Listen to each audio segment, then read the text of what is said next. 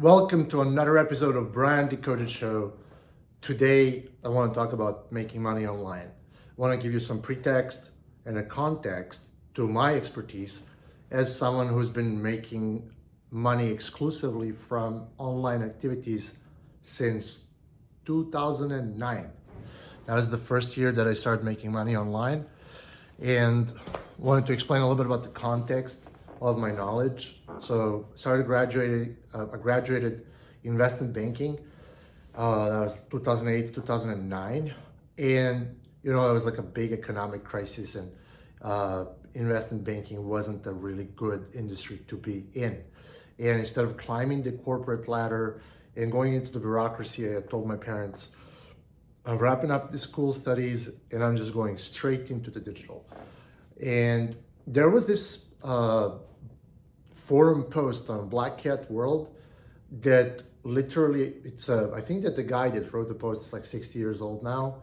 And he very clearly documented psychological triggers, the formulas, how to deliver the message, how to convey trust. And fast forward, it's like 15 years later, everything he wrote in that blog post kind of sit well with me today, but I can tell you it took me a very long time to figure all of these elements of how the online sales are happening. And the thing is, online marketing is hard. In order for you to sell something, you can keep it as simple as doing like an affiliate sale. I've had those successes in the first 6 months of me doing digital marketing, but knowing how to scale them, knowing how to get the technology connected, created a lot of problems. Like, it wasn't straightforward. You have to understand that my background, my English is my second language. So me writing on English is still a challenge today. The nuances in writing and how writing is being persuasive, I am missing those to this very day. So I always have to go and work with some editors or people that are helping me brush up my English to get the message to be as impactful as it can be. I have good ideas, but I need to polish them, and I need to iron out the content that I'm creating. But the bottom line is that I am making impactful content today, and that's a part of the livelihood that I have. So I want to talk about the online income as a stepping stone towards you starting your own business and understanding how to get there. And I think a lot of people underestimate the amount of knowledge and pattern recognition capabilities that you need to have, coupled with execution. So it's not like that straightforward, that you can just like figure stuff out, understand how it functions, and then you don't have a positive feedback loop of the things that are working for you in particular, and from there not knowing how to finish a project, right? I think that a lot of people that get into digital marketing, they don't have an offer, they don't have a product. So in order for people that have a 9 to 5 to start slowly transitioning into online income, I think that the services are the most natural and progressive path towards remote income independence. Like, when you start acquiring remote income, going back to the office is practical impossibility. The life is so dramatically better when you're working from home that you can't compare. I had previous experience working from the office, and I would never repeat that. There is absolutely no reason for anyone that acquires this knowledge set to go back to the office ever again. The office should be a relic of the past for the people that are highly capable. You can easily remove yourself from the equation and become the business owner with the tools that we have at our disposal today, where you can easily craft a business model, and it's not even a big risk. Like, this is all about taking small bets and advancing towards your own business model. So we need to keep these things fairly simple and straightforward in order for us to be able to achieve them. So if you go and you are trying to start a info product business, it might be a little bit too hard for you. There's not going to be an immediate feedback loop from the info product to the meaningful revenue. And I'll give you an example. So back in 2014, I started a digital magazine as a part of the Alpha Efficiency website. It was Alpha Efficiency magazine. It was on the App Store. And getting it on the App Store was a paid service that was relatively affordable, but we managed to get it done somehow. And we had about 200 paying subscribers at the peak of it. We were averaging about 150 paying subscribers. That after the fees and a $4 a month fee, $4 a month subscription fee for the client, and paying the 30% subscription to Apple for all the clearings that we had, plus paying the fee for the software itself. I think it was like about $200 per month at a time. We were left with not as much revenue. On 150 paying subscribers, you would get, I don't know, let's say $400 per month. You cannot live off of $400 per month. And I was producing content, and I was seeing what the scalability of regularly publishing paid content could do for me, but I just moved to the United States and I had no other source of income to sustain scaling that thing. And I can tell you, I regret this deeply, because I'm seeing a lot of productivity YouTubers out there. They're absolutely crushing it with content. And Productivity Story was one of those like unrealized dreams of mine. Yeah, I might come back to some of it and explaining to people how I'm using the tools that I'm using to run Alpha Efficiency today, or maybe offering this to businesses as a more comprehensive consultancy and making even more money than just selling content in that space.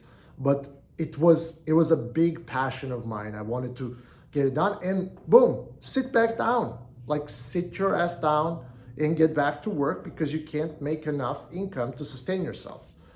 And then my next step was me hating to go to the office so much. The traffic was murdering me. The lower back pain that I had was absolutely obnoxious. I was not able to go to work without almost crying how much my lower back hurt me from stress and from the commute. I spent like 2.5 hours, 3 hours every day in traffic. It was mind-blowing. And I just said like, hey, my health's way more important than any work. I was like overweight at a time. Like, I had probably 25 pounds more than I have now. And the thing that was going well as a side hustle for all the years, that wasn't generating me crazy amounts of money, but I was like pulling in $30K clean extra on top of my paycheck, after all expenses. That was not bad. It was a nice starting point of me selling services for other people. After 500 projects completed, more or less, I've learned a ton. And the thing is, a lot of times you don't have, some people have Dunning-Kruger effect full force. They believe that they can do it and everything falls into their frame, and then they take action. And especially valid for people that are born in the US and have like parents to fall back on. And then they just go gang-ho on that one thing, zero in, and they make it out on the other side. For most people, it's not gonna be like that.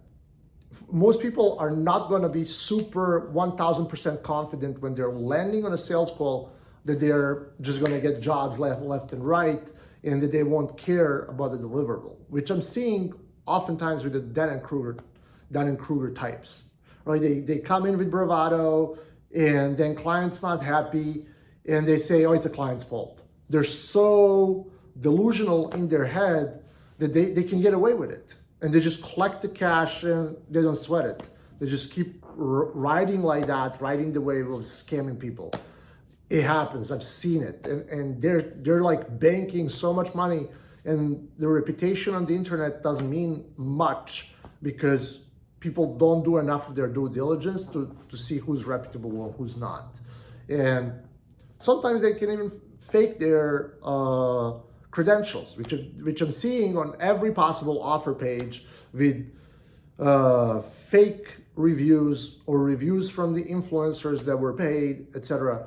So it's very murky waters, and people that are just in it for the money, you can tell. Like if you are paying enough attention, you can tell. But for the most people, it will be a challenge to comprehensively produce a landing page, to comprehensively create a VSL, to produce so much content that people easily believe them and they can turn that content machine into an actual business of selling something. So instead of creating info products where the competition is really high and there's a lot of financial investment that goes into the tech infrastructure, into the advertising expenses, into content creation, the investment of time and thought and intellectual equity needed to move the needle in these kind of circumstances is massive. It's massive. You can't understand that I've been preparing my whole content journey for a year before I even started making these videos. I had to get mentally ready because I wasn't able to just sit down in front of a camera and make a video. It was not a possibility.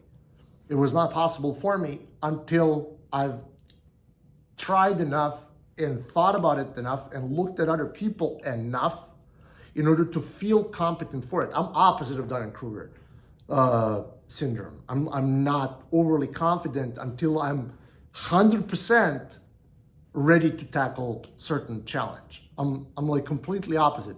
But once I get into that mind frame that I am competent at something, I am not stopping. I'm relentless. I'm making these videos every day.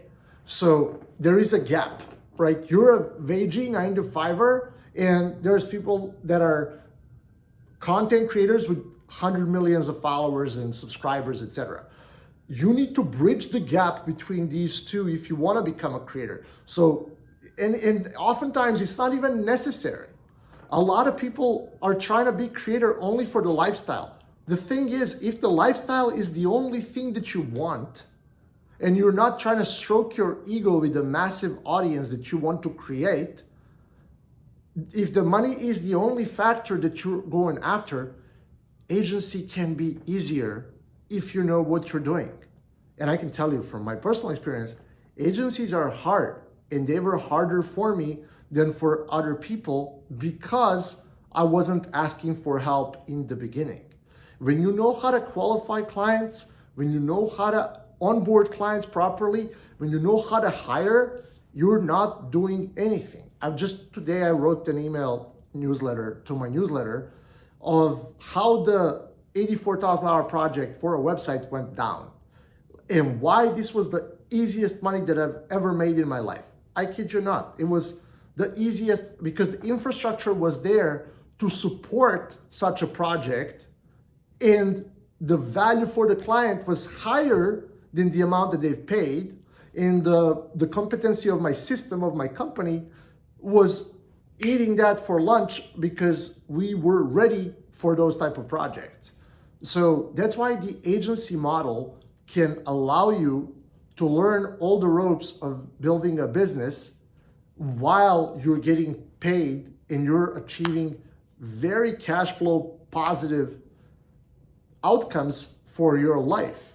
And most people, because there is a manual component, the competition for labor is dramatically lower because there is a absolutely huge lack of competent talent that is capable of delivering on the business needs that are massive. The needs of the businesses to fulfill the ideas of the entrepreneurs are immense. And the amount of providers that can actually deliver a functioning digital product is this big. So this is leaving a big blue ocean of opportunity inside of the agency slash service providing business model space. And especially goes for highly complicated technological projects, but it also stems into essential graphic design, also stems into copywriting, also stems into SEO content creation.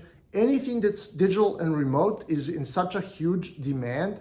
And I can tell you as someone who's hiring on a daily basis, we have about 5 interviews for candidates per week.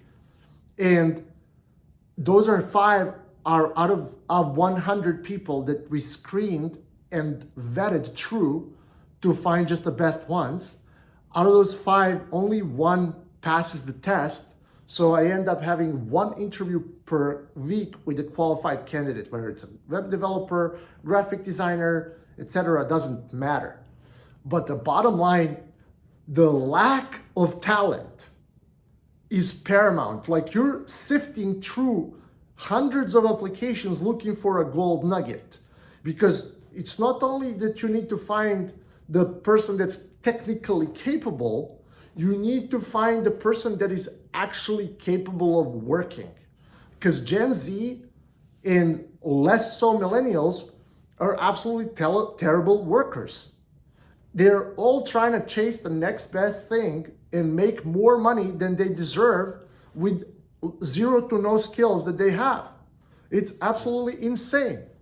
So if you decide to create an agency, you are acquiring something that companies can't acquire. You have a core competency in HR as a company, and you have a sales mechanism. So you're meeting the supply and demand, and you are doing a better job than a company can. That's why you can charge big dollars for finished products and projects. And it's not a joke, because company doesn't want to go through 2 months hiring process just to find 1 person for a 5-people team needed to complete the web design project. In my case, there's a whole bunch of other things that you could be doing. It's not just websites. It's like web development projects are even more lucrative, where you put like people in the seat and making sure that they play well as a team together. You're outsourcing management. You're not outsourcing the development. And that's like 2 different things. That's what a lot of people don't understand about my business model. We're not just selling labor. We're also organizing the labor so we can get the job done.